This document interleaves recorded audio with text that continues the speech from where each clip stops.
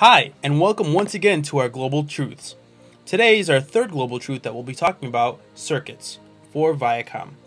So to begin us on circuits, let's once again talk about what this Global Truth is. The definition of circuits for us is the idea that media circuits are no longer controlled by programmers or marketers, and they do one of the two things. They either 1. Vaporize content because it isn't any good anymore, or 2.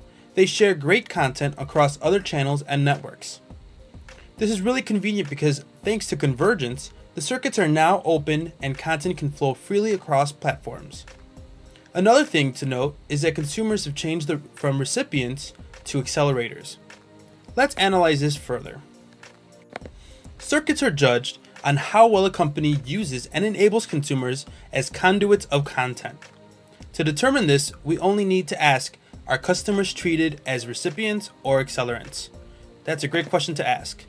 Let's go forward. Viacom, really when we think about it, has changed attitudes towards YouTube. So for one, Viacom viewed their content on YouTube as quote-unquote leaked content that they could not control. This fear that they created in the company was really hard to fight. And so therefore, what they did was they tried to regain control of their content.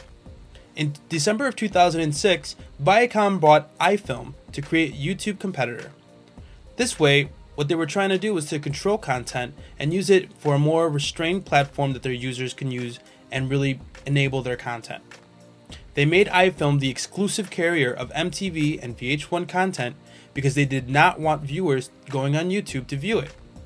The brand is still around and is now realigned with Spike TV content. However, in 2010, YouTube accused Viacom of self-pirating, meaning they were secretly uploading pirated-looking content onto YouTube as viral marketing. It seemed that Viacom changed its point of view of the user content giant after realizing that content on YouTube would enhance popularity and perpetuate user conversation. While it may be difficult to assess any financial loss for this late change in view, one thing is clear. Viacom realized the power of the third global truth and recognized how its competitors were capitalizing on it. So now, let's look at our first case, Paramount and iSpot. In 2007, Paramount Pictures partnered with iSpot, a media mashup website. This partnership allowed customers to make film trailer mashups of upcoming Paramount movies, specifically Shooter, using exclusive clips, official trailers, sound clips, still photos, and many more.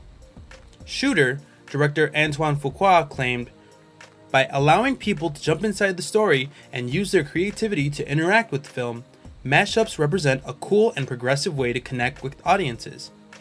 As an incentive, the best trailer received an Xbox 360. The result was Shooter brought in a very modest $14.5 million opening weekend and grossed $95 million total worldwide. This campaign shows that Paramount understands the importance of user-generated buzz and content, but their execution and planning is still lacking. In fact, there were only 28 videos created, and today, iSpot is nowhere to be found. This goes without saying. Our next spot we're going to talk about is MTV acquired Social Product. In 2008, MTV acquired Social Project Incorporated and used it as a partner in building the Flux social media platform. Flux allows users to share and interact with content across more than 1,000 websites and lets web publishers add social media features to their sites. Now Flux has more than 7.5 million registered users after adding 2 million members within a year of partnering with Viacom.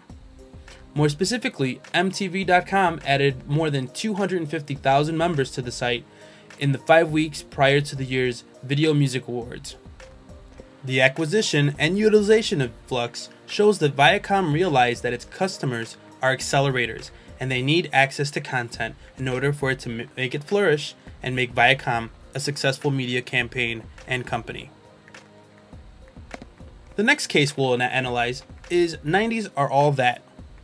Fans and consumers of Nickelodeon in 1990s started creating web pages and Facebook groups reminiscing about their shows of their youth. They would take to the internet to find these shows on YouTube and other sources. Nickelodeon saw this and facilitated the campaign by creating one official Facebook page and even bringing back the 90s shows in its late night block of TV. The user response was so large and accelerated that Nickelodeon took notice and gave the fans what they wanted. The results were staggering, as the time slot had improved the ratings and between 100 and 850% from the same time 1 year before, depending on the night, and outpaced ratings of competitors, including those of TBS and MTV. An average of 555,000 people tuned in during the block's premiere, which is a 114% increase from year over year. Nickelodeon should have realized that they have untapped audiences from the age ranges of 20 to 30 years old who would have watched Nickelodeon when given appealing content.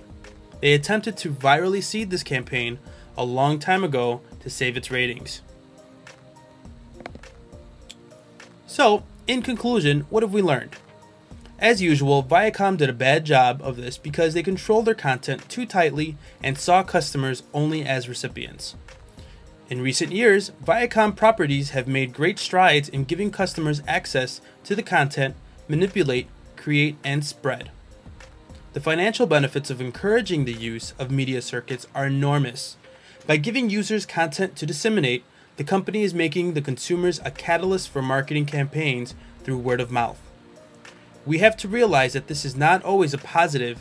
However, because its customers are not happy, they will accelerate negative sentiment and content.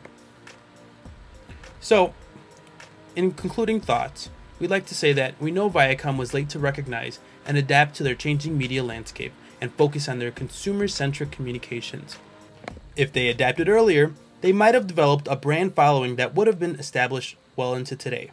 However, in our current media environment, it is much more difficult to cut through the clutter and engage consumers and really capitalize on our third global truth, circuits. This has been our presentation on circuits. Stay tuned for our Global Truths number 4 coming soon. Thank you for tuning in. Have a great day.